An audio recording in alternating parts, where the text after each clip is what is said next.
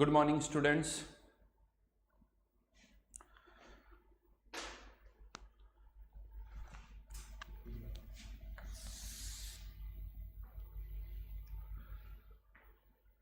तो last class के अंदर हमने हीट की बात की थी और हीट के लिए हमने फॉर्मूला डिराइव किया था एनसीवी डेल्टा टी या एनसीपी डेल्टा टी, और डिग्रीज ऑफ फ्रीडम की हमने बात की थी और जिससे हम सीवी और सीपी फाइंड आउट कर सकते हैं। I think at the end मैंने आपको कुछ क्वेश्चंस पुट अप किए थे, जैसे आई थिंक हीलियम और H2, O2, CO2, H2O, इनके लिए CV, CP और गामा। तो यहाँ पर जैसा मैंने आपको कहा था कि वाइब्रेशनल डिग्रीज ऑफ फ्रीडम हम तभी कंसिडर करेंगे जब क्वेश्चन में गिवन हो। तो अगर नहीं गिवन है वाइब्रेशनल डिग्रीज ऑफ फ्रीडम के बारे में कुछ भी, तो हम उन्हें नेग्लेक्ट कर देंगे। तो यहाँ पर हम वाइब्रेशनल डिग्रीज ऑफ फ्रीडम को कंसिडर नहीं करेंगे। तो ये मोनो एटॉमिक है, ये भी डायटोमिक, ये भी डायटोमिक, ये ट्राई एटॉमिक है, लेकिन ये लीनियर केस है और ये ट्राई एटॉमिक का नॉन लीनियर केस है। नियॉन या हीलियम कोई डिफरेंस नहीं है।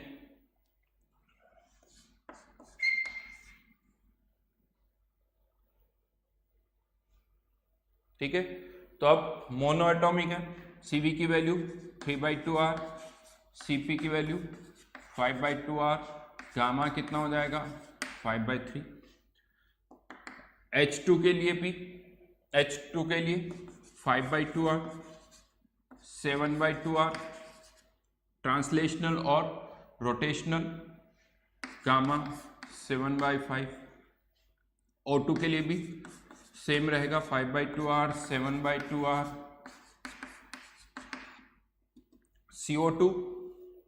CO2 की अगर हम बात करें तो 5/2R, 7/2R।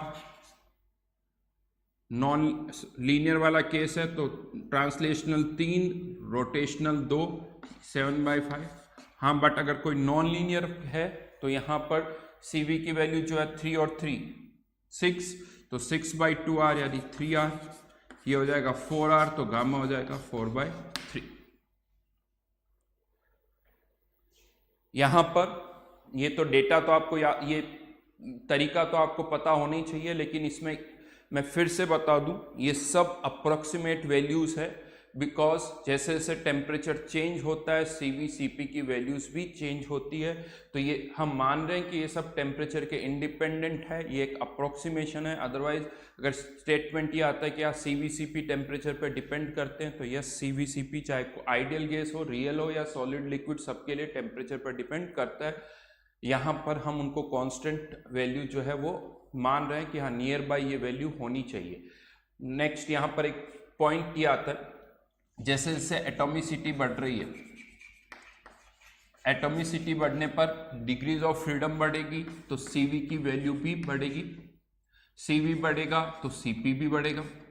लेकिन आइडियल गैस के लिए CV और CP का जो डिफरेंस है, CP equals to CV plus R, तो वो तो वही रहेगा।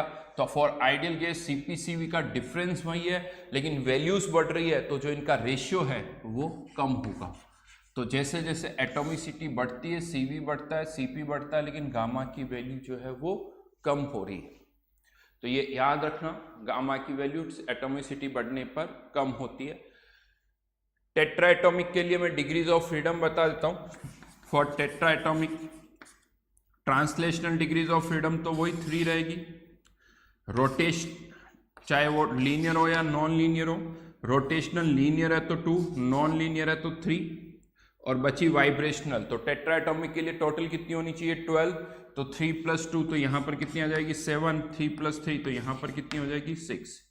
तो टेट्रा एटॉमिक के लिए ये डिग्रीज ऑफ फ्रीडम है 3, 2, 7, 3, 3, 6। इससे अब आप CV CP की वैल्यूज निकाल सकते हो। ठीक है, तो आगे बढ़ते हैं, नेक्स्ट प्रॉपर्टी पर आते हैं, which is work. Small w और कैपिटल W। एक तो मैं आपको पहले भी बता चुका हूं, through out the thermodynamics mainly जो हम वर्क की बात करेंगे वो कौन सा वर्क होगा, पीवी वर्क। तो यहां पर भी अभी हम पीवी वर्क की ही बात कर रहे हैं। और अब फिर से वही साइन कन्वेंशन, लेट से वर्क डन लिखा हुआ है -50 किलो जूल। तो ये जो माइनस साइन है, अगेन ये हमें क्या बता रहा है, माइनस साइन अगर यहां पर है तो इसका मतलब ये हुआ work is done by the system. क्योंकि केमिस्ट्री के अंदर अगर कोई भी ऐसा प्रोसेस जिसके कारण सिस्टम की एनर्जी कम हो रही है तो हम उसको नेगेटिव साइन के साथ रिप्रेजेंट करते हैं। तो ये माइनस साइन यही शो कर रहा है कि work is done by the system. लेकिन अब अगर मैं आपसे ये पूछता हूं वर्क डन अगर -50 है, वर्क डन इज -50, तो work done by the system, ये माइनस साइन क्या बता रहा है, work is done by the system. लेकिन अब इसका जो आंसर होगा वो कितना होगा, 50 किलो जूल। यानी अगर सिस्टम वर्क कर रहा है और मैं आपसे पूछता हूं कि बताइए वर्क डन कितना होगा, W कितना होगा, तो आंसर है -50 किलो जूल। लेकिन अगर सिस्टम वर्क कर रहा है और मैं आपसे पूछ भी यही रहा हूं कि बताओ work done by the system कितना है, तो फिर आंसर में माइनस साइन नहीं आएगा।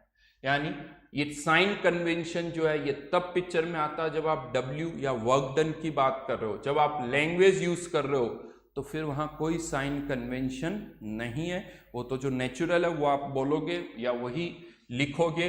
तो वर्क डन में अगर माइनस साइन है तो ये वर्क डन माइनस साइन यहां पर ये बता रहा है is done by the system. और अगर W का आगे पॉजिटिव साइन है तो इसका मतलब work is done on the system. तो यहां पर अगर मैं ये लिखता हूं W = 50 किलो जूल, तो work done on the system. अब यहां पर कोई चेंज नहीं होगा क्योंकि यहां पर भी work is done on the system और हम पूछ भी ही रहे हैं कि work done on the system, तो कोई चेंज नहीं होगा। अगर माइनस साइन है इसका मतलब work is done by the system, plus sign है इसका मतलब work is done on the system. यहां एक मेजर प्रॉब्लम अभी होती है जो फिजिक्स और केमिस्ट्री है, इसमें वर्क डन का साइन जो है, वर्क डन का साइन जो है वो अलग अलग होता है। यस, फिजिक्स के अंदर अगर क्वेश्चन आता है और पूछा जाता है कि वर्क डन बताओ, तो फिजिक्स के अंदर अगर आंसर नेगेटिव है तो केमिस्ट्री के अंदर उसी वर्क डन का आंसर पॉजिटिव होगा, क्योंकि दोनों का साइन कन्वेंशन अलग है। फिजिक्स में आंसर अलग आएगा, केमिस्ट्री में आंसर अलग होगा, दोनों का साइन कन्वेंशन अलग अलग है। तो यस, एग्जाम में भी अगर फिजिक्स के पेपर में क्वेश्चन है तो आंसर अलग होगा, केमिस्ट्री में है तो अलग होगा। लेकिन फिर से मैं बोलूँगा वर्क डन का साइन अलग अलग होगा। अगर क्वेश्चन ये आता है work done by the system, physics में भी आंसर वही होगा, केमिस्ट्री में भी आंसर वही होगा। तो ये एक तरीका है, अपना अपना थॉट है। साइन कन्वेंशन है तो फिजिक्स में अलग तरह से डिसाइड कर लिया, केमिस्ट्री में अलग तरह से कर लिया, इसमें कोई इश्यू नहीं है। मानना था तो हमने अलग अलग तरह से माना, अब वही स्टैंडर्ड हम फॉलो कर रहे हैं। तो फिजिक्स और केमिस्ट्री का जो तरीका है वो बिल्कुल अलग है, साइन का जो तरीका वो अलग होगा। फर्दर ये तो बात हो गई साइन की। अब क्वेश्चन आता है वर्क डन का फॉर्मूला क्या होगा, वो हमें यहाँ पर फाइंड आउट करना है। तो वर्क डन की अब मैं बात कर रहा हूं यहां पर।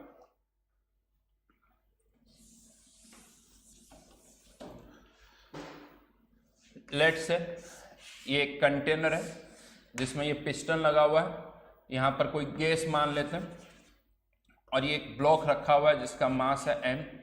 यहां पर कोई एयर नहीं है, यानी जो भी प्रेशर लग रहा है वो इस ब्लॉक के कारण ही लग रहा है, और ये सिस्टम इक्विलिब्रियम पर है।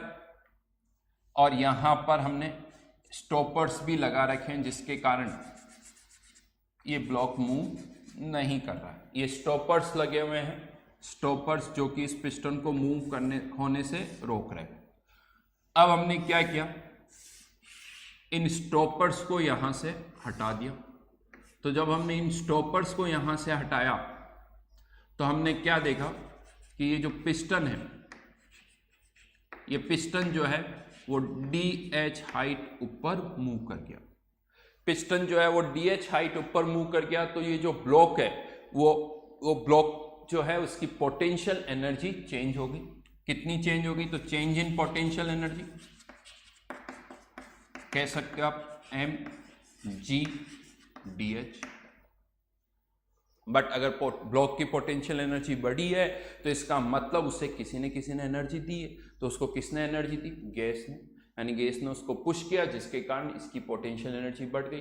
तो ये जो गैस ने जो एनर्जी का ट्रांसफर किया वो कैसे किया? पुश करके। यानी ये जो तरीका है, ये जो एनर्जी का ट्रांसफर हुआ है वो किसकी फॉर्म में हुआ है? Work done. तो ये जो चेंज इन पोटेंशियल एनर्जी ये किसके बराबर होगा? Work done. और ये वर्क डन जो होगा mgdh।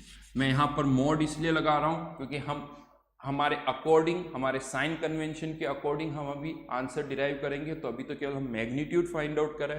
तो work done will be equals to mgdh। अगर मैं इसको यहाँ पर क्रॉस सेक्शनल एरिया से मल्टीप्लाई कर देता हूँ और क्रॉस सेक्शनल एरिया से डिवाइड कर देता हूँ तो dh into A, change in height into area, तो ये क्या हो जाएगा? Change in volume. इतना वॉल्यूम जो है वो चेंज हो गया। mg force divided by area, ये फोर्स जो है ये ब्लॉक जो इस पर लगा रहा है, ये ब्लॉक जो इस पर लगा रहा है, तो ये कह सकता हूँ एक्सटर्नल फोर्स है डिवाइड बाय एरिया। तो ये जो प्रेशर होगा उससे भी हम क्या लिख सकते हैं? P external. जो यहाँ से डेरिवेशन में आ रहा है वही हमें यहाँ पर लिखना है। ये इस ब्लॉक के कारण प्रेशर था तो एक्सटर्नल फोर्स था, तो इस प्रेशर को भी हमने क्या लिख दिया? P external. ये वर्क डन का फॉर्मूला हो गया। यहाँ से आप मैग्नीट्यूड फाइंड आउट कर सकते हो, लेकिन अब हम चाहते हैं कि हमारा आंसर जो आए वो हमारे साइन कन्वेंशन के अकॉर्डिंग आए। अब यहाँ से अगर हम सोचें, अगर वॉल्यूम बढ़ रहा है तो इस dv की वैल्यू क्या होगी? पॉजिटिव। P प्रेशर तो हमेशा ही पॉजिटिव ही होता है, तो ये भी पॉजिटिव। अगर वॉल्यूम बढ़ रहा है तो ये भी पॉजिटिव, ये भी पॉजिटिव। तो वर्क डन अगर हम यहाँ पर देखें P एक्सटर्नल इंटू dv की वैल्यू तो वो पॉजिटिव आएगी। लेकिन अगर वॉल्यूम बढ़ रहा है इसका मतलब सिस्टम वर्क कर रहा है, और सिस्टम वर्क कर रहा है तो हमारे साइन कन्वेंशन के अकॉर्डिंग W का साइन क्या आना चाहिए? माइनस। तो यहाँ पर अब हम क्या कर रहे हैं, क्योंकि अगर वॉल्यूम बढ़ रहा है तो हमारे आंसर नेगेटिव साइन के साथ आना चाहिए, तो हमने यहाँ पर नेगेटिव साइन लगा दिया। और अगर वॉल्यूम कम हो रहा है तो ये dv नेगेटिव होगा, negative negative positive, work done की वैल्यू पॉजिटिव आ जाएगी। तो आंसर जो होगा वो हमारे साइन कन्वेंशन के अकॉर्डिंग ही होगा। तो ये फॉर्मूला अब हम यूज करेंगे, W equals to minus P external into dv, या इसको हम इंटीग्रेट कर सकते हैं। अगर लार्ज चेंज हो रहा हो तो इंटीग्रेट किया जा सकता है। यहाँ पर चाहो तो आप स्मॉल w लिख दो, ये कैपिटल W। वर्क डन का एक फॉर्मूला हमारे पास आ गया। यस, केमिस्ट्री और फिजिक्स में डिफरेंस है। केमिस्ट्री के फिजिक्स के अंदर ये माइनस साइन नहीं दिखता है, ये साइन कन्वेंशन के कारण है। तो एक तो डिफरेंस ये आएगा। दूसरा डिफरेंस मैं आपको बता दूं, फिजिक्स के अंदर जब आप ये फॉर्मूला देखते हो तो वहां केवल P लिखा होता था, P dv इस तरह से। क्यों? क्योंकि फिजिक्स के अंदर आप केवल रिवर्सिबल प्रोसेस ही स्टडी करते हो, वहां आप इरिवर्सिबल प्रोसेस स्टडी नहीं करते हो। जबकि केमिस्ट्री में हम रिवर्सिबल और इरिवर्सिबल दोनों ही स्टडी करते हैं। तो आगे चल के हम देखेंगे कि जब भी हम रिवर्सिबल प्रोसेस की बात करेंगे, ये P एक्सटर्नल जो है वो P इंटरनल के बराबर हो जाएगा। याद करिए, रिवर्सिबल में आपको मैंने बताया था कि इन रिवर्सिबल प्रोसेस अंदर और बाहर के जो पैरामीटर्स होते हैं उनमें डिफरेंस बहुत कम होता है। तो आगे चल के हम देखेंगे रिवर्सिबल के लिए ये P एक्सटर्नल P के बराबर हो जाएगा। लेकिन राइट नाउ ये जो फॉर्मूला है वो रिवर्सिबल के लिए भी है, इरिवर्सिबल के लिए भी है। इनफैक्ट कभी भी पिस्टन अगर मूव कर रहा है, अगर वॉल्यूम चेंज हो रहा है, तो आप इससे वर्क डन फाइंड आउट कर सकते हो। तो ये वर्क डन का फॉर्मूला है, work done equals to minus P external into dv। Further इस फॉर्मूले के अकॉर्डिंग हम ये कह सकते हैं कि work done will be 0 if P external 0 हो जाए।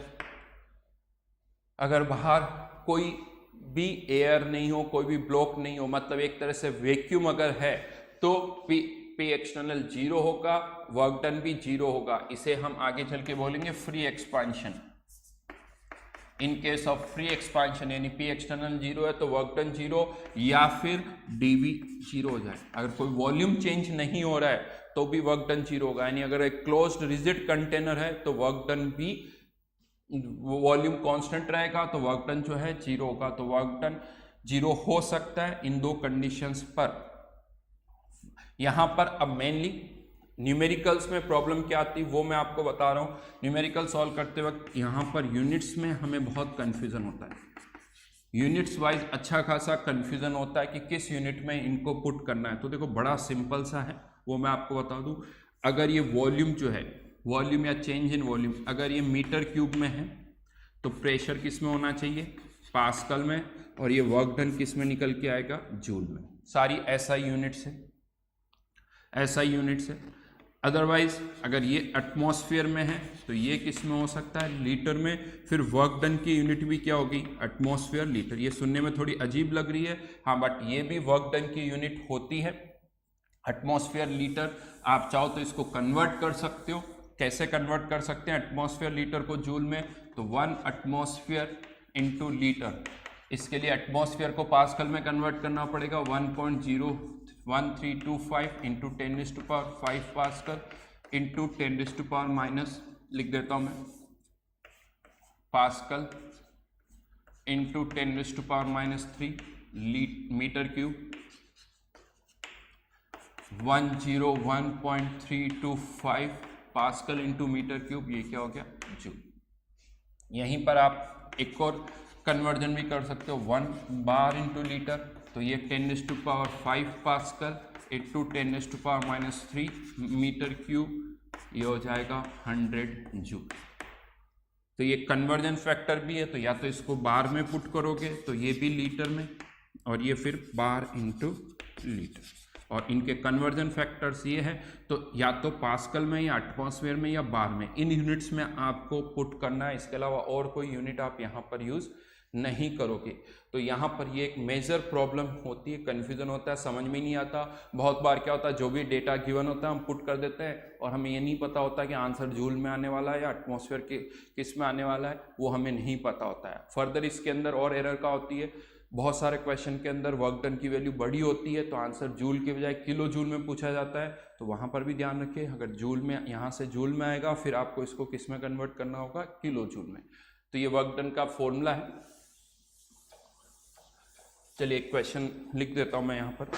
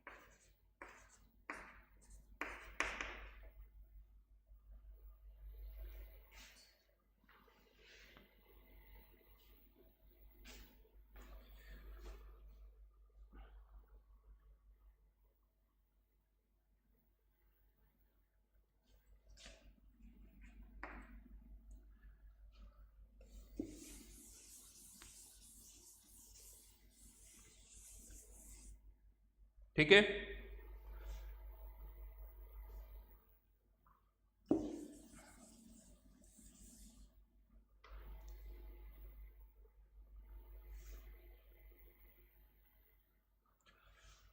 आगे बढ़ रहे हैं, नेक्स्ट प्रॉपर्टी पर आते हैं, इंटरनल एनर्जी। इंटरनल एनर्जी को जनरली हम यू से रिप्रेजेंट करते हैं, समटाइम्स ई से भी लिख दिया जाता है, बट ज्यादातर हम क्या यूज करेंगे, यू। इंटरनल एनर्जी, एनर्जी को हम पहले भी हम कैटेगराइज कर चुके हैं। फर्स्ट लेक्चर में मैंने आपको बताया था एनर्जी को हम काइनेटिक और पोटेंशियल में कैटेगराइज कर सकते हैं। मूवमेंट के कारण जो भी एनर्जी होगी वो काइनेटिक एनर्जी, फोर्स के कारण जो भी एनर्जी होगी वो पोटेंशियल एनर्जी, चाहे वो इलेक्ट्रिक फोर्स हो, ग्रेविटेशनल फोर्स हो या इलेक्ट्रोस्टैटिक फोर्स हो, कोई सा भी हो। लेकिन यहां पर अब हम इस एनर्जी को हम फिर से दो तरह से क्लासिफाई कर रहे हैं। यहां पर अप्रोच अलग है, कैसे कैटेगराइज कर रहे हैं वो मैं अब आपको बता रहा हूं। तो यहां पर एनर्जी को हम दो तरह से, दो कैटेगरीज में क्लासिफाई कर रहे हैं। First, due to system itself, due to system itself. इसका क्या मतलब हुआ, कोई भी अगर सिस्टम है तो उसके अंदर एनर्जी ऐसा तो है नहीं कि किसी तरह से किसी कोने में भरी हुई होगी, नहीं, एनर्जी हमेशा किसी न किसी फॉर्म में होगी, और सिस्टम के अंदर या तो वो काइनेटिक की फॉर्म में होगी या पोटेंशियल एनर्जी की फॉर्म में होगी। तो उसको हम यहां पर कह सकते हैं कि कोई भी अगर सिस्टम है तो उसमें एटम्स होंगे या मॉलिक्यूल्स होंगे जिनका कुछ ना कुछ मूवमेंट होगा, ट्रांसलेशनल, रोटेशनल, वाइब्रेशनल। तो अगर कोई भी सिस्टम है तो उसके अंदर कुछ एनर्जी तो मॉलिक्यूल्स या एटम्स के मूवमेंट के कारण होगी, और मूवमेंट के कारण जो एनर्जी होती है उसे हम क्या कह देते हैं, काइनेटिक एनर्जी। प्लस अगर एटम्स या मॉलिक्यूल्स है तो उनके बीच में इंटरमॉलिक्यूलर या इंटर एटॉमिक फोर्सेस भी होंगे, एक दूसरे को अट्रैक्ट कर रहे होंगे, रिपेल कर रहे होंगे, तो इंटरमॉलिक्यूलर फोर्सेस भी होंगे। तो यहाँ पर कुछ पोटेंशियल एनर्जी होगी। हाँ, ये पोटेंशियल एनर्जी मेनली हम जो बात करें ये ड्यू टू इंटर मॉलिक्यूल है तो मॉलिक्यूलर फोर्सेज, या एटम है तो इंटर एटॉमिक फोर्सेस। तो potential energy due to inter molecular forces. Further, हर एक एटम के अंदर हम सबको पता है एक न्यूक्लियस होता है, और न्यूक्लियस के अंदर न्यूट्रॉन प्रोटॉन होते हैं। ये न्यूट्रॉन प्रोटॉन ऐसे थोड़ी कि ठूस ठूस के भर दिए गए, ये भी मूव करते हैं, इनका भी मूवमेंट होता है। न्यूट्रॉन्स और प्रोटॉन्स के बीच में भी फोर्सेस होते हैं, इलेक्ट्रोस्टैटिक फोर्सेस भी होते हैं, न्यूक्लियर फोर्स भी होते हैं। तो एक न्यूक्लियस के अंदर न्यूट्रॉन्स प्रोटॉन्स का मूवमेंट होता है, उसके कारण काइनेटिक एनर्जी भी होगी, उनके बीच में फोर्सेस होंगे तो उनके कारण पोटेंशियल एनर्जी भी होगी। तो एक न्यूक्लियस के कारण भी वहां पर एनर्जी होगी, वो काइनेटिक भी होगी और वो पोटेंशियल भी होगी। तो न्यूक्लियस के कारण जो भी एनर्जी है उसे हम लिख देते हैं न्यूक्लियर एनर्जी। इसमें काइनेटिक एनर्जी भी आ गई और इसके अंदर पोटेंशियल एनर्जी भी आ गई। फर्दर यहां पर हमें पता है हर एक एटम के अंदर इलेक्ट्रॉन्स भी होते हैं। ये इलेक्ट्रॉन जो है वो मूव करते रहते हैं, तो उनकी भी अपनी काइनेटिक एनर्जी होगी। ये इलेक्ट्रॉन न्यूक्लियस के अंदर जो प्रोटॉन है उनको अट्रैक्ट करते हैं, तो उसके कारण पोटेंशियल एनर्जी भी होगी। तो जो भी इलेक्ट्रॉन्स है उसके कारण एनर्जी जो भी होगी उसे हम एनर्जी ड्यू टू इलेक्ट्रॉन्स कह सकते हैं। हाँ, यहाँ पर ये कह सकते हो कि ये इलेक्ट्रॉन जो है दूसरे एटम के इलेक्ट्रॉन को रिपेल भी करेंगे या उनके प्रोटॉन को अट्रैक्ट भी करेंगे। तो अगर वो दूसरे एटम के इलेक्ट्रॉन या प्रोटॉन को अट्रैक्ट कर रहे हैं तो वो एनर्जी किस में आ गई, इस वाली पोटेंशियल एनर्जी में, ड्यू टू इंटरमॉलिक्यूलर या इंटर एटॉमिक फोर्सेस के अंदर। यहाँ पर ये जो एनर्जी है वो कौन सी है कि इलेक्ट्रॉन अपने न्यूक्लियस को कितना अट्रैक्ट कर रहे हैं, वो एनर्जी यहाँ पर है, यानी energy due two electron. Plus हम ये मानते हैं कि मास भी एक एनर्जी की फॉर्म है। तो अगर m मास है तो एनर्जी कितनी होगी, m इंटू सी स्क्वायर। तो energy in the form of mass इस एनर्जी, अगर सिस्टम है तो इतनी एनर्जी किस फॉर्म में है, मास की फॉर्म में है।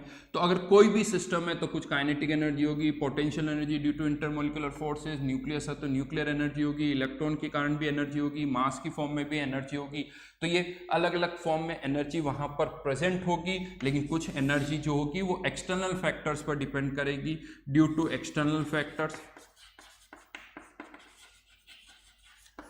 ये क्या होते हैं एक्सटर्नल फैक्टर्स, उनकी बात करें तो आप इसे यूं समझ लीजिए, एक कंटेनर यहां पर रखा हुआ है फर्स्ट फ्लोर के ऊपर। मैंने इसका ना तो वॉल्यूम चेंज किया, कुछ भी इसमें चेंज नहीं किया, लेकिन इस कंटेनर को उठा के फर्स्ट फ्लोर से सेकंड फ्लोर पर रख देता हूं। कह सकते हो आप इसकी पोटेंशियल एनर्जी बदल गई। कौन सी potential energy, gravitational potential energy. हाँ, लेकिन ये तभी बदलेगी जब इस पर बाहर से ग्रेविटेशनल फील्ड एप्लीकेबल होगा। अगर कोई ग्रेविटेशनल फील्ड नहीं है तो इसकी एनर्जी में चेंज नहीं होगा। तो ये एनर्जी किस पर डिपेंड कर रही है, एक्सटर्नल फील्ड पर। अगर एक्सटर्नल फील्ड होगा तो चेंज होगी, नहीं होगा तो चेंज नहीं होगी। तो यहाँ पर अगर आप ऐसा एक और एग्जाम्पल मैं लूँ, एक कंटेनर है जिस पर आप फोर्स लगा रहे हो, या ये कह दो कि एक कंटेनर किसी कार में रखा हुआ और वो कार मूव कर रही है। कार मूव कर रही तो उस कंटेनर का सेंटर ऑफ मास मूव कर रहा होगा, तो उसकी एक अलग काइनेटिक एनर्जी होगी जो यहाँ पर हमने काउंट नहीं की है। इस काइनेटिक एनर्जी में सेंटर ऑफ मास मूव नहीं कर रहा है, लेकिन अब कार पूरी मूव कर रही है, उस कंटेनर का सेंटर ऑफ मास मूव कर रहा है, तो वो एक अलग काइनेटिक एनर्जी होगी। और जैसे ही आपने कार को रोक दी, वो काइनेटिक एनर्जी जीरो होगी, तो वहां पर भी उसकी एनर्जी चेंज होगी। लेकिन ये भी किस पर डिपेंड कर रही है, एक्सटर्नल फोर्स पर, एक्सटर्नल फैक्टर्स पर। कि अगर कार मूव कर रही होगी और रुक गई तो वो एनर्जी पिक्चर में आएगी। तो यहाँ पर केमिस्ट्री में हम मानते हैं कि ऐसा कोई भी एक्सटर्नल फोर्स या एक्सटर्नल फैक्टर के कारण हम एनर्जी को कंसिडर नहीं करेंगे। यानी एक्सटर्नल कोई भी फोर्स या फैक्टर हम नेग्लेक्ट कर रहे हैं, या ये मान रहे हैं कि ऐसा कोई फोर्स या फैक्टर यहाँ एप्लीकेबल नहीं है। तो यहाँ पर due to external factors, like मैं लिख सकता हूँ ग्रेविटेशनल फोर्स या इलेक्ट्रिक फोर्स एक्सेट्रा। लेकिन इनको हम कंसिडर नहीं करते हैं, तो such factors are not considered. इसीलिए इनके कारण कोई भी एनर्जी भी हम कंसिडर नहीं करते हैं। तो अगर एक्सटर्नल फैक्टर्स के कारण कोई भी एनर्जी हम कंसिडर नहीं कर रहे हैं, तो हम एनर्जी केवल कौन से फैक्टर्स के कारण कर रहे हैं, इंटरनल फैक्टर्स के कारण, सिस्टम के कारण। इसीलिए इस एनर्जी को हम क्या बोलते हैं, इंटरनल एनर्जी। इसे हम इंटरनल एनर्जी बोलते हैं। तो अब हमें इस एनर्जी से कोई मतलब नहीं है, हमें केवल इसी एनर्जी से मतलब है जिसे हम कह रहे हैं इंटरनल एनर्जी। इसके अंदर कौन कौन से कंपोनेंट है वो आप यहाँ से देख सकते हो। तो इसीलिए इसे बोला जाता है इंटरनल एनर्जी, मतलब energy due to internal factors. अब बात आती कि ये एनर्जी हम कैसे कैलकुलेट करें। अगर हमें ये इंटरनल एनर्जी कैलकुलेट करनी तो kinetic energy, potential energy, nuclear energy, ये सारी एनर्जीज हमें कंसिडर करनी होगी। लेकिन ये बहुत मुश्किल है। मुश्किल इसलिए है क्योंकि यहाँ पर आप न्यूक्लियर एनर्जी या ये जो एनर्जीज हैं इनको एग्जैक्टली कैलकुलेट नहीं कर सकते हो। तो यस, हम कह सकते हैं कि ये जो इंटरनल एनर्जी है इसकी एब्सोल्यूट वैल्यू हम फाइंड आउट नहीं कर सकते।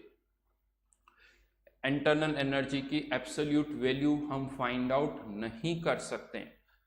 तो खैर ये कोई बड़ी प्रॉब्लम नहीं है, क्योंकि हम इसकी एब्सोल्यूट वैल्यू में इंटरेस्टेड नहीं है। रादर देन एब्सोल्यूट वैल्यू, हमें इंटरनल एनर्जी में चेंज निकालना है कि इसमें चेंज कितना होता है, वो हमारे लिए इंपॉर्टेंस रख रहा है अभी। तो जहां तक हम चेंज इन इंटरनल एनर्जी की बात करें, अब मैं चेंज की बात कर रहा हूं, तो फिर से अर्लियर मैंने आपको बताया था कि हम चेंजेस, 3 तरह के चेंजेस की बात करते हैं, केमिकल चेंज, फेस चेंज और change in pressure, volume and temperature.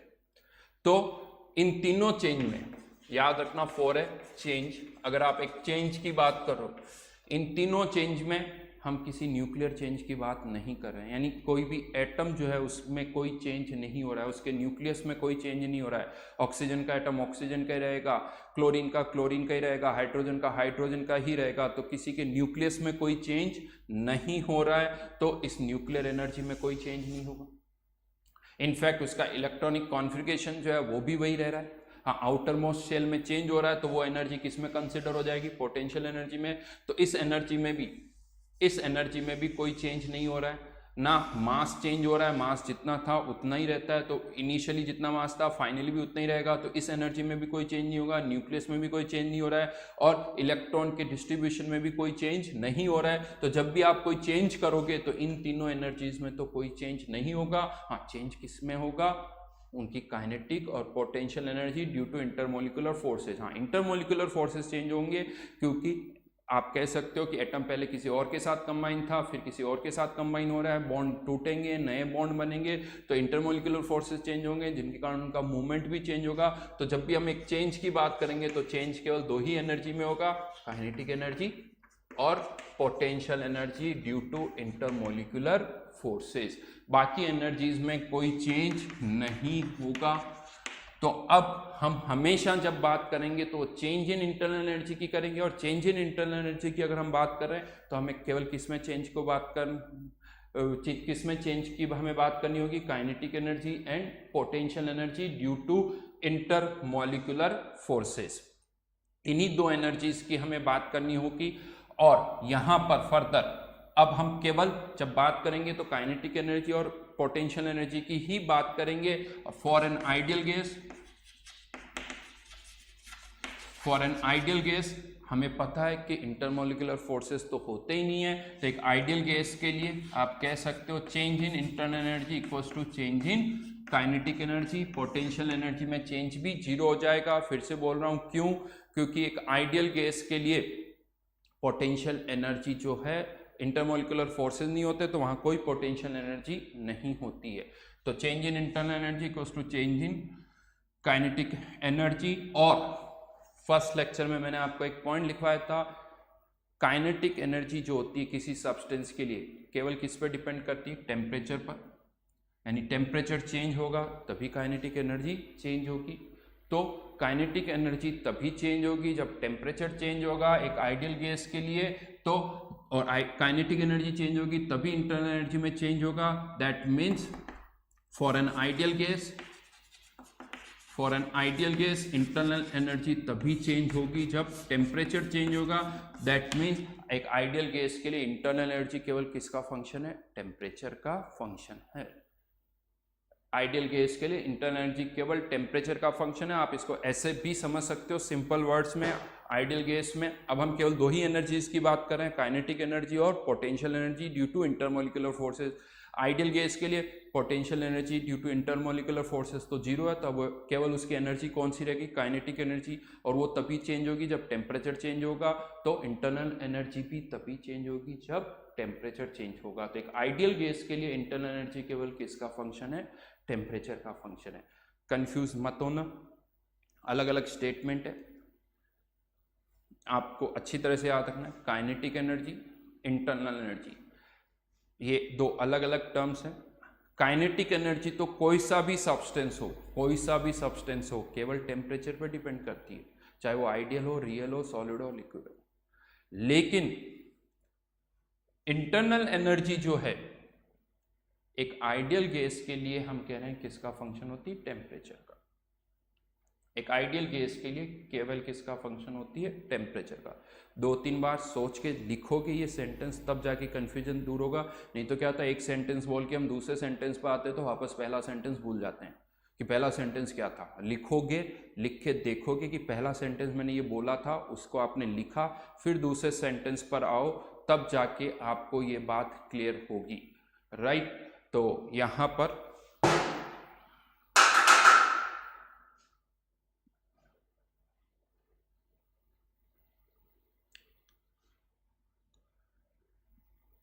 Board पर थोड़ी डस्ट है लेकिन फिर भी दिख तो रहा है यार, और साफ करने की कोशिश करते हैं।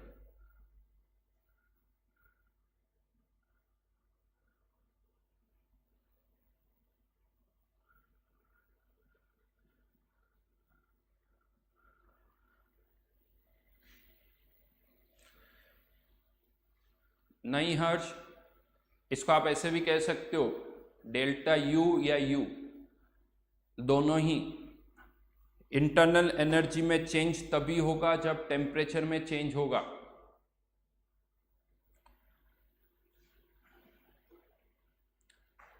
टेम्परेचर पर ही वो डिपेंड करिए। अगर टेम्परेचर कांस्टेंट है तो इंटरनल एनर्जी में कोई चेंज नहीं होगा।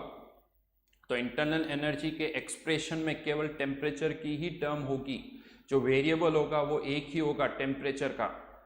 अब आप डेल्टा यू की भी बात करोगे तो उसमें भी एक ही वेरिएबल आएगा, टेम्परेचर।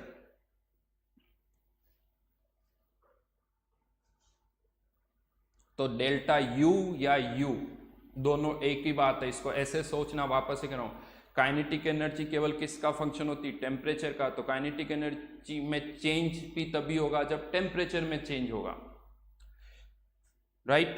तो काइनेटिक एनर्जी में चेंज तभी होगा जब टेम्परेचर में चेंज होगा। इसका मतलब इसके एक्सप्रेशन में, इसका जो भी एक्सप्रेशन होगा, लेकिन उसमें वेरिएबल एक ही होगा, टेम्परेचर का। उसी तरह से डेल्टा यू में के एक्सप्रेशन में भी टेम्परेचर ही वेरिएबल होगा। कांस्टेंट टर्म्स बहुत सारी हो सकती है, वो कांस्टेंट टर्म्स यू और डेल्टा यू में वेरी कर सकती है, लेकिन वेरिएबल केवल जो होगा वो टेम्परेचर ही होगा। तो आप ये दोनों स्टेटमेंट बोल सकते हो, U is the function of temperature और delta U is also the function of temperature. लेकिन अब यहां पर, now listen it very carefully, अब मैं जो बात कर रहा हूं उसको बहुत अच्छी तरह से सुनना, और जिस तरह से मैं कह रहा हूं, मैं जो समझा रहा हूं, उसी तरह से आपको सोचना है और किसी तरीके से नहीं। ये तो एक आइडियल गैस के लिए बात होगी कि एक आइडियल गैस के लिए इंटरनल एनर्जी केवल किसका फंक्शन है? टेम्परेचर का। लेकिन अब आइडियल के अलावा भी सब्सटेंस होते हैं, रियल, सॉलिड, लिक्विड। यहां पर एक और पॉइंट मैं क्लियर कर दूं, जब भी कभी इस चैप्टर में हम बात करेंगे तो सब्सटेंस को भी हमने 3 कैटेगरीज में डिवाइड कर दिया, आइडियल गैस, रियल गैस और third category solid and liquid. ये 3 कैटेगरीज है। फॉर्मूले जो जब हम डिराइव करेंगे तो आइडियल के लिए अलग होता है, रियल के लिए अलग होता है, सॉलिड लिक्विड के लिए अलग होता है। तो कभी भी जो हमारा डिस्कशन चल रहा है उसके अंदर आपको ये पता होना चाहिए कि हम किसकी बात कर रहे हैं, आइडियल की बात कर रहे हैं, रियल की बात कर रहे हैं, या सॉलिड लिक्विड की बात कर रहे हैं, या सभी की बात कर रहे हैं। तो ये हमें पता होना चाहिए कि हम किसके लिए बात कर रहे हैं। जैसे ये वाला एक्सप्रेशन है, मैंने किसी के बारे में नहीं बोला कि सब्सटेंस कौन सा है, यानी ये एक्सप्रेशन सॉलिड भी हो सकता है, लिक्विड भी हो सकता है, कोई भी हो सकता है, लेकिन ये उसके बाद वाला सारा जो डिस्कशन हुआ है वो हमारा केवल किसके लिए हुआ है? आइडियल गैस के लिए ही हुआ है। तो अब यहां पर आइडियल गैस के लिए तो हमें पता चल गया कि इंटरनल एनर्जी जो है वो किसका फंक्शन है? टेम्परेचर का। लेकिन अब हमें बाकी सब्सटेंसेस के लिए भी पता करना है कि किसका होगा, तो वो हम यहाँ पर डिस्कस कर रहे हैं कि बाकी सब्सटेंस के लिए क्या होगा। इसका एक तरीका मैं यूज कर रहा हूँ, तो फिर से कहूँगा बहुत केयरफुली सुनना और जैसा मैं कह रहा हूँ उसी तरह से सोचना, क्योंकि इसका तरीका बिल्कुल अलग है। लेट्स से मैंने आपके सामने 2 कंटेनर्स बना दिए, यूं कह दो 2 कंटेनर बना दिए, और डेफिनेटली इन कंटेनर्स के अंदर कोई ना कोई सब्सटेंस है, कोई ना कोई सब्सटेंस यहां पर प्रेजेंट है, और मैंने एक क्वेश्चन पुट किया। कोई कमेंट नहीं करेगा, आप केवल सुनेगा, केवल आपको सुनना है। और एक क्वेश्चन मैंने आपको पुट किया कि क्या दोनों कंटेनर की एनर्जी सेम होगी। कुछ भी मैंने आपको नहीं बताया, बस ये कहा कि ये एक कंटेनर है, ये दूसरा कंटेनर है, क्या एनर्जी सेम होगी? तो ऑब्वियसली आपका आंसर ये होगा कि सर कैसे कह सकते हैं, क्योंकि हमारे पास कोई इंफॉर्मेशन नहीं है, हमारे पास कोई भी इंफॉर्मेशन नहीं है। तो चलिए यहां पर फिर मैंने आपको एक इंफॉर्मेशन दे दी कि दोनों कंटेनर के अंदर CO2 है। एक इंफॉर्मेशन दे दी कि दोनों कंटेनर के अंदर सेम सब्सटेंस है, इसमें भी CO2 और इसमें भी CO2। तो फिर मैंने क्वेश्चन पूछा आपसे कि अब हम बोल सकते हैं कि दोनों की एनर्जी सेम होगी या नहीं होगी। तो आप कह सकते हो नहीं सर, अभी भी नहीं बता सकते, क्योंकि हमें बहुत सारी चीज़ें नहीं पता है, क्वांटिटी नहीं पता है कि इसमें कितनी CO2 है और इसमें कितनी CO2 है। तो चलिए अब मैं आपको बता देता हूँ कि दोनों के अंदर CO2 का के जो मोल्स है वो सेम है, यहाँ पे भी N मोल्स और यहाँ पर भी N मोल्स, दोनों के मोल्स भी सेम कर दिए। फिर मैंने आपसे पूछा सब्सटेंस सेम है, मोल्स सेम है, क्या इनकी एनर्जी सेम होगी? मैं इन जनरल बात कर रहा हूँ, आप ध्यान रखना, मैंने आइडियल, रियल, सॉलिड, लिक्विड कुछ भी नहीं बोला। तो ये मत मानना कि ये डिस्कशन आइडियल गैस के लिए हो रहा है, किसके लिए हो रहा है, कुछ भी हो सकता है। तो फिर से क्वेश्चन क्या, एनर्जी सेम होगी? तो आप कह सकते हो नहीं सर, हमें तो आपने मोल्स बराबर का है, हमें प्रेशर, टेम्परेचर, वॉल्यूम इनके बारे में तो नहीं पता है। तो चलिए वॉल्यूम भी सेम कर लेते हैं, दोनों का वॉल्यूम भी सेम है, इसका भी V और इसका वॉल्यूम भी V। अब फिर भी डाउट है, टेम्परेचर नहीं पता, राइट? आप कह सकते हो टेम्परेचर नहीं पता या वॉल्यूम, प्रेशर नहीं पता। चलिए मैं कह देता हूं प्रेशर भी सेम।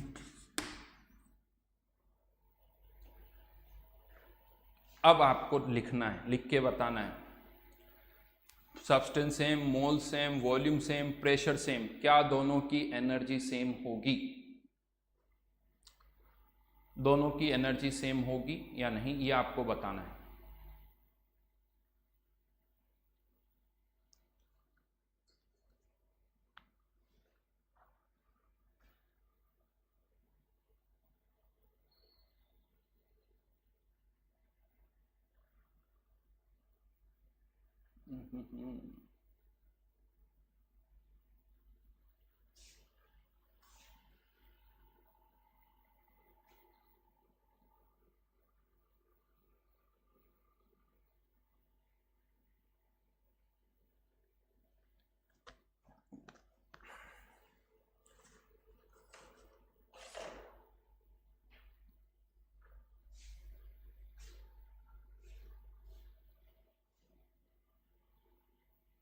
अच्छा, आइडियल की बात करें तो आइडियल गैस के लिए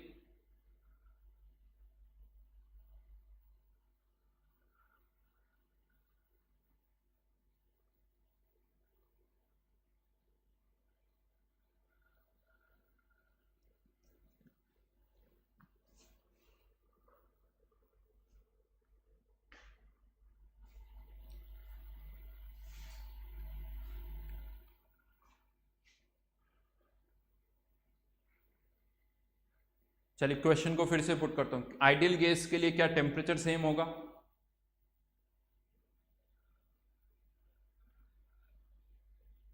आइडियल गैस के लिए टेम्परेचर सेम होगा?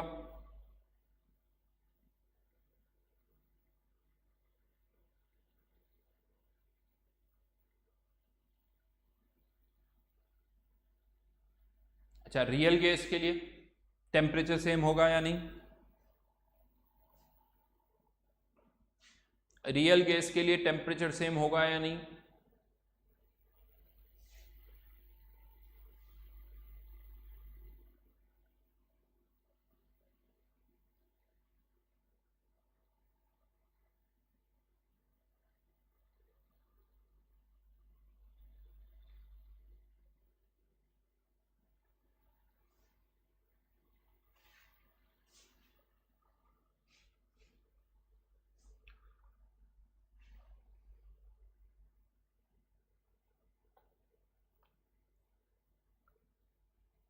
टेम्परेचर यहां पर आइडियल गैस के लिए अगर हम बात करें तो PV इक्वल्स टू nRT, और PV इक्वल्स टू nRT से हम देखें तो प्रेशर वही है, वॉल्यूम वही है, मोल्स वही है दोनों जगह, तो टेम्परेचर भी सेम आएगा। लेकिन एक रियल गैस के लिए भी टेम्परेचर सेम होगा। रियल गैस के लिए क्यों सेम होगा? बिकॉज रियल गैस के लिए हम कौन सी इक्वेशन यूज करेंगे? Wonder wall equation. Wonder wall equation में भी वेरिएबल क्या होता है? Pressure, volume, moles, temperature. हाँ, बाकी की दो टर्म्स यूज होती है A और B, वंडर वॉल कांस्टेंट। लेकिन वो वंडर वॉल कांस्टेंट CO2, यहाँ पे भी CO2, तो वो जो कांस्टेंट है दोनों जगह सेम है। तो अगर आप वंडर वॉल इक्वेशन से भी टेम्परेचर निकालोगे तो यहाँ और यहाँ टेम्परेचर सेम आएगा, क्योंकि बाकी के सारे पैरामीटर सेम है। तो यहाँ पर आप कह सकते हो कि अगर ये चार पैरामीटर सेम है तो टेम्परेचर भी सेम होगा और एनर्जी भी, इंटरनल एनर्जी भी सेम होगी।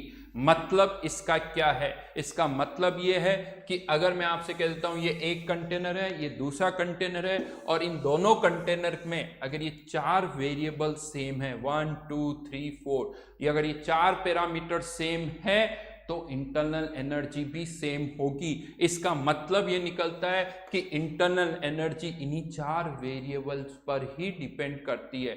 Internal energy is the function of type of substance की सब्सटेंस कौन सा है, मोल्स कितने हैं, प्रेशर क्या है और वॉल्यूम क्या है। यहां पर आप चाहो तो मैंने मोल्स, प्रेशर, वॉल्यूम लिखा है, ये 4 वेरिएबल है, मोल्स, वॉल्यूम, प्रेशर, टेम्परेचर, इनमें से कोई 3 आप लिख सकते हो, क्योंकि अगर जैसे ही आपने ये 3 लिखे हैं तो ऑटोमेटिकली चौथा जो है वो फिक्स हो जाएगा। अगर आप यहाँ पर प्रेशर को वॉल्यूम की टर्म्स में लिख सकते हो, प्रेशर को टेम्परेचर की टर्म्स में लिख सकते हो, तो इस तरह से आप चेंज भी कर सकते हो यहाँ पर। तो ये जो एनर्जी है वो 4 वेरिएबल का ही फंक्शन है, कोई 5th वेरिएबल नहीं हो सकता। ऐसा मैं क्यों कह रहा हूं कि अगर कोई 5th वेरिएबल हुआ और इस कंटेनर के लिए और इस कंटेनर के लिए उसकी वैल्यू अलग अलग होगी तो एनर्जी भी अलग होगी। जबकि हम तो ये कह रहे हैं कि अगर ये 4 वेरिएबल सेम है तो एनर्जी भी सेम होगी। हाँ, यहां पर हो सकता है बहुतों को ये डाउट आ रहा कि सर आपने रियल के लिए तो बोल दिया, सॉलिड और लिक्विड के लिए क्या है। तो मैं आपको बता दूं, ये जो वैन डर वाल इक्वेशन होती है, ये वैन डर वाल इक्वेशन रियल गैस के लिए भी एप्लीकेबल होती है, लिक्विड और सॉलिड के लिए भी एप्लीकेबल होती है, क्योंकि इन सब में इंटरमोलिकुलर फोर्सेस होते हैं। इनफैक्ट आप लिक्विफिकेशन की जब बात करते हो तो वहां पर आप वैन डर वाल इक्वेशन को लिक्विड के लिए भी यूज करते हो। तो ये वैन डर वाल equation real gas, solid, liquid सबके लिए एप्लीकेबल है, तो सबके लिए यहाँ पर आप वैन डर वाल इक्वेशन यूज कर सकते हो।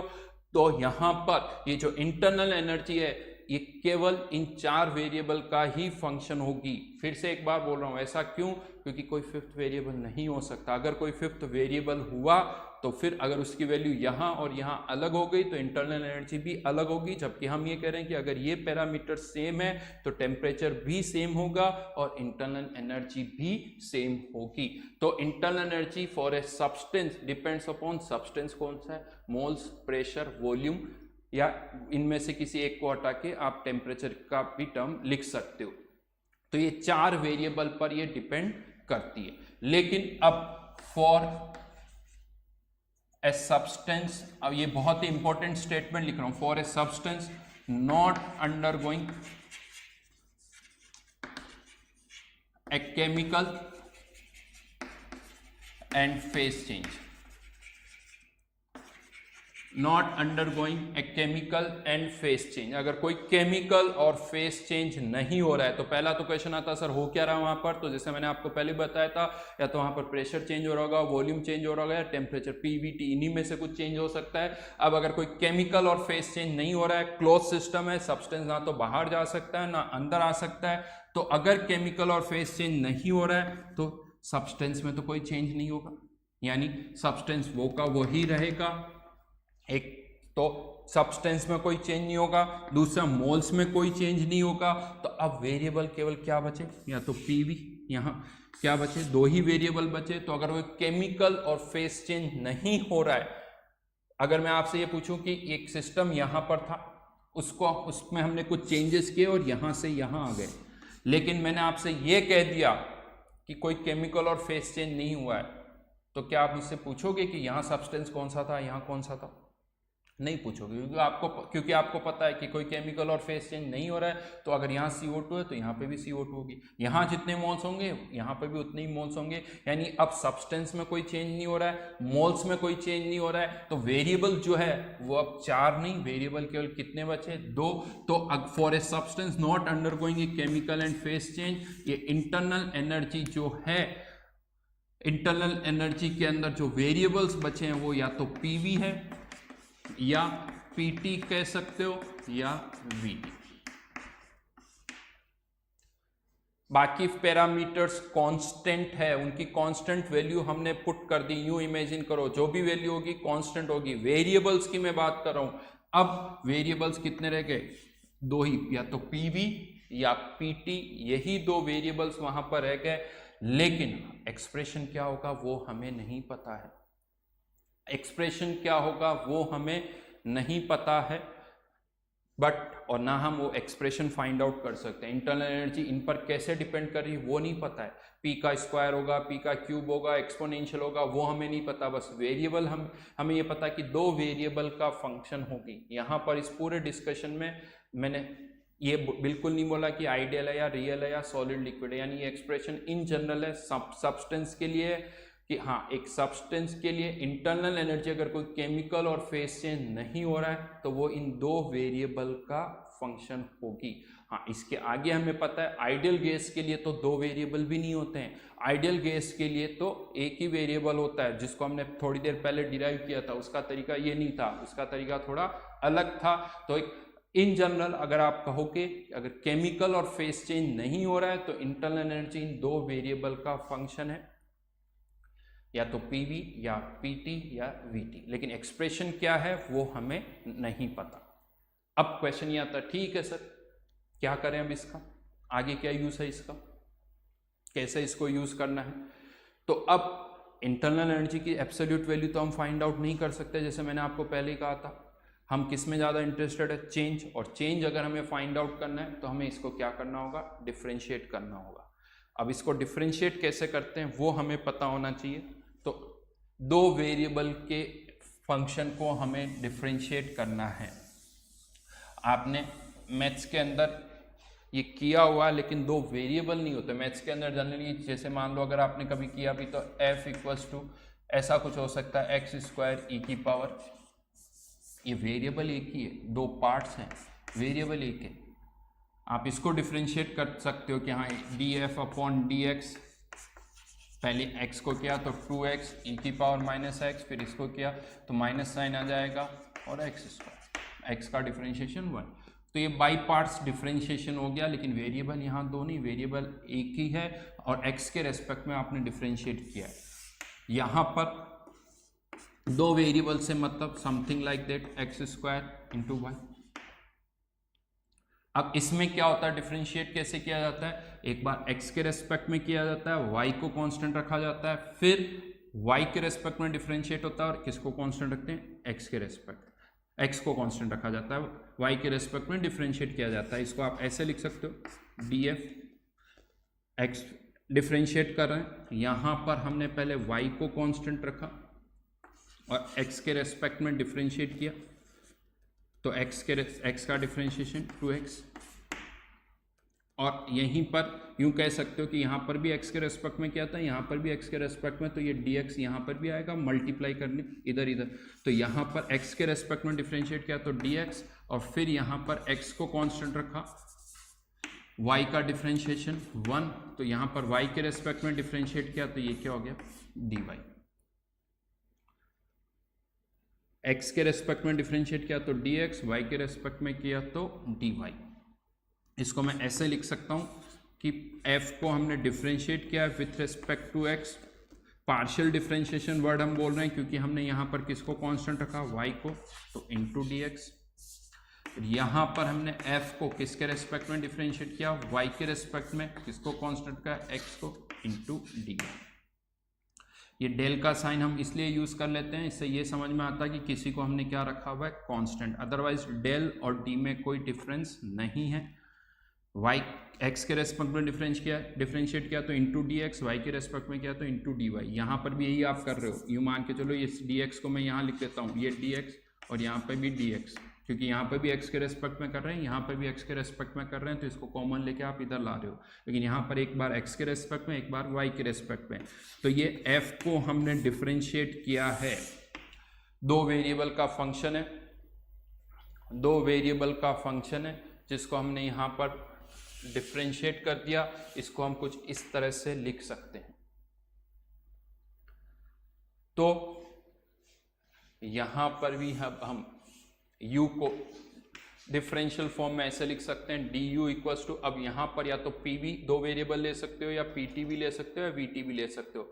मैं यहाँ पर अभी vt यूज कर रहा हूँ, तो delta u by delta t at constant volume into dv plus delta u upon delta v at constant temperature into T, sorry यहाँ dt आएगा।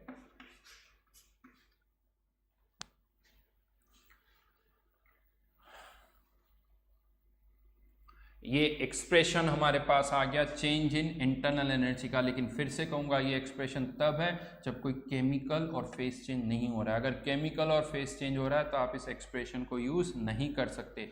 अभी भी ये बहुत कॉम्प्लिकेटेड फॉर्म में है, ये बहुत कॉम्प्लिकेटेड फॉर्म में। अभी हमें इसको और सिंप्लीफाई करना होगा, अभी हम इसको सिंप्लीफाई करेंगे, बहुत सारे फॉर्मूले यहाँ से डिराइव होके आएंगे, लेकिन टाइम हो गया तो आज के लिए यहीं तक हम करते हैं। इसको आगे मैं कंटिन्यू करूँगा, बट मैं आपको बता दूँ ये जो मैं बता रहा हूँ आपको, ये बहुत इंपॉर्टेंट पार्ट है, इसका और कोई तरीका नहीं है। जो मैं आपको समझाने जा रहा हूँ उसका यही एक तरीका है। जैसा मैं आपको पहले भी बता चुका हूँ, थर्मोडायनेमिक्स थ्योरी और मैथमेटिक्स दोनों ही अच्छी खासी इसके अंदर इन्वॉल्व होती है, दोनों का कॉम्बिनेशन है। इनफैक्ट जो मैथमेटिक्स आप यूज़ करोगे उसको थोड़ा समझना पड़ेगा, इस समझना इन द सेंस उसको क्या हम कर रहे हैं। एक तो क्या होता है डिफ्रेंशिएट कर दिया, नहीं, डिफ्रेंशिएट का मतलब क्या होता है वो हमें पता होना चाहिए। तो अभी हम इसको समझेंगे कि क्या होता है, बस इतना अभी आपको याद रखना है। अगर आइडियल गैस है तो इंटरनल एनर्जी केवल टेम्परेचर का फंक्शन है, लेकिन अगर कोई और सब्सटेंस है और कोई केमिकल और फेज चेंज नहीं हो रहा है तो इंटरनल एनर्जी एक नहीं 2 वेरिएबल का फंक्शन होगा। हमेशा ये स्टेटमेंट बोलना पड़ेगा जब कोई केमिकल और फेज चेंज नहीं हो रहा है। अगर आप ये सेंटेंस बोल रहे हो तो साथ में, यानी ये एक्सप्रेशन आप बोल रहे हो तो साथ में ये लाइन हमेशा होनी चाहिए। ठीक है, तो चलिए इससे आगे फिर हम नेक्स्ट क्लास में करेंगे। वापस लिख के इसको याद रख लेना। अभी भी बस एक क्लास के बाद फिर मैं आपको कुछ होमवर्क देना स्टार्ट करूंगा। जब ये पहले कंप्लीट होगा तभी हम होमवर्क कर पाएंगे। Thank you.